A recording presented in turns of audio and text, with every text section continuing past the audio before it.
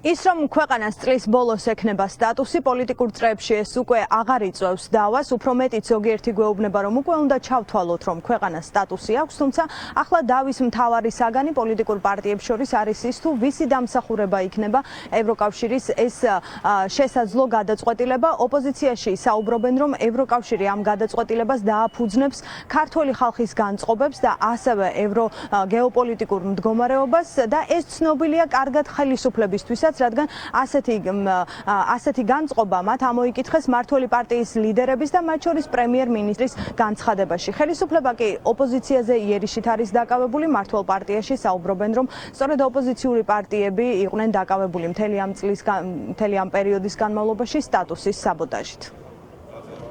პრემიერ-მინისტრს ჰქონდა ძალიან მნიშვნელოვანი წამოწდენა. მან თქვა, რომ ევროკავშირმა უნდა მიიღოს შრომსმჭრეტელური გადაწყვეტილება. სწორედ შრომსმჭრეტელობა გულისხმობს იმას, რომ უნდა მიიღონ გადაწყვეტილება არა ხელისუფლების მიერ გაფუჭებულის საფუძველზე, არამედ ხალხის მიერ ძალიან მკაფიოდ გამოხატული ნების და განწყობის საფუძველზე. რაც შეეხება რა მოლოდინები გვაქვს და ვისი დამსახურება იქნება კანდიდატის სტატუსის მიღება, ეს ძალსახად იქნება საქართველოს მოქალაქეების დამსახურება. ჩათვალეთ რომ კანდიდატის სტატუსი მიღებული გვაქვს. ოღონდ მთავარი ამბავი რა არის იცით რომ დღეს ყველა პირველ რიგში ოცნება და არა მხოლოდ მათ შორის ოპოზიციური პარტიები ცდილობენ რომ ეს დამსახურება ესე ვთქვათ გაყიდონ როგორც თავისი. მიითვისონ მარტივად რომ ვთქვათ. არა და რეალობა არის ის რომ ვერავინ ამას ვერ მიითვისებს. ეს არის მხოლოდ ჩვენი მოქალაქეების დამსახურება. რომლებაც მსოფლიოს არაერთხელ აჩვენეს რომ ჩვენი ერთადერთი არჩევანი ეს არის ევროკავშირი და არა რუსეთი. და მეორე მხრივ ეს არის ევროკავშირის ქვეყნების ჩვენი მეგობარი სახელმწიფოების ძალიან პრაგმატული და მკაფიო გადაწყვეტილება რომ ისინი მარტო არ დაგვტოვებენ ჩვენ რუსეთის პირისპირ. ჩვენ ვნახეთ პირველ ეტაპზე რომ 10 მიმართულებით იქნა იდენტიფიცირებული რომ ქვეყანას აქვს პროგრესი. მათ შორის 3 შემთხვევაში ითქვა რომ აღარაფერი აქ გასაკეთებელი აღარ არის.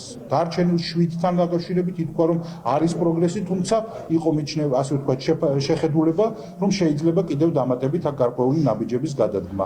ეს ნაბიჯებიც ვნახეთ მოგვიანებით რომ ამ შეფასების შემდეგ რომ საქართველოს ხელისუფლებამ კონკრეტული გეგმა შესთავაზა მათ შორის საზოგადოებას, მათ შორის ჩვენ ევროპელ პარტნიორებს, რომლითაც პრაქტიკულად ყველა ამ საკითხთან დაკავშირებით ჩვენ გვაქვს კონკრეტული ხედვა. ეს ყველაფერი, რასაც აკეთებს ოპოზიცია კოლექტიურად, აქ არ არის საუბარი თითო გვარებზე, თითოეული ადამიანის, ეს არის კოლექტიურად ყველას ერთიანი ქმედება, რომელიც მიმართულია საქართველოს წინააღმდეგ, საქართველოს სტრატეგიული მიზნის წინააღმდეგ და იმისათვის, რომ საქართველოს კანდიდატის სტატუსი არ მიიღოს და შემდგომ ეს ყველაფერი გამოიყენოს ოპოზიციამ რაღაც არეულობისთვის. საქართველოს მიერ გადადგმეული ნაბიჯები ვერ დარჩება ევროკომისიის მხრიდან პოზიტიურად შეფასების გარეშე და მინიშნებებიც არის ცალსახა, რომ საქართველოს დეკემბერში ექნება მხარდაჭერა და მიიღებს კანდიდატის სტატუსს.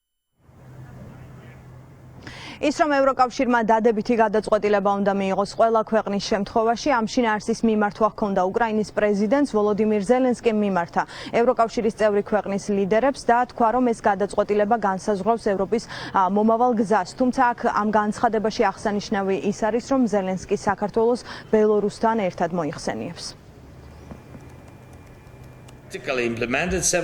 უკრაინამ პრაქტიკულად შეასრულა ევროკომისიის 7 რეკომენდაცია, სადაც იყო უფრო მარტივი და უფრო რთული გადაწყვეტილებები პოლიტიკოსებისთვის, თუმცა მათ შეასრულეს. ვიმედოვნებ, რომ დაიწყებთ მოლაპარაკებებს უკრაინის ევროკავშირში გაწევრიანებაზე, ან გაიმარჯვებს მთელი ჩვენი ევროპა უკრაინასთან ერთად, მოლდოვასთან ერთად და მომავალში საქართველოსა და ბელორუსთან ერთად, ან გაიმარჯვებს წარსული. დარწმუნებული ვარ, თქვენ ყველანი თანამედროვე ევროპის მხარეს ხართ. ჩვენ უნდა გავიმარჯვოთ. Determine the entire future. როგორც ცნობილია, ევროკავშირი, უпростоრად ევროკომისია 8 ნოემბერს ემზადება, რომ საბოლოო შეფასება დადოს, ის შეაფასებს როგორ ასრულებდნენ ამ პერიოდის განმავლობაში ქვეყნები პირობებს იმისთვის, რომ შემდგომ ეტაპზე გადავიდნენ, თუმცა ასევე ვრცელდება ინფორმაცია, რომ ევროკომისიას არ ექნება სარეკომენდაციო ხასიათის მოხსენება, ანუ ის არ მიმართავს ევროკავშირის წევრ ქვეყნებს რა გადაწყვეტილება მიიღოს რეკომენდაციის სახით და ეს გადაწყვეტილება უნდა მიიღოს ევროკავშირმა, რომელთა გადაწყვეტილებაც ცნობილი გახდება 15 დეკემბერს.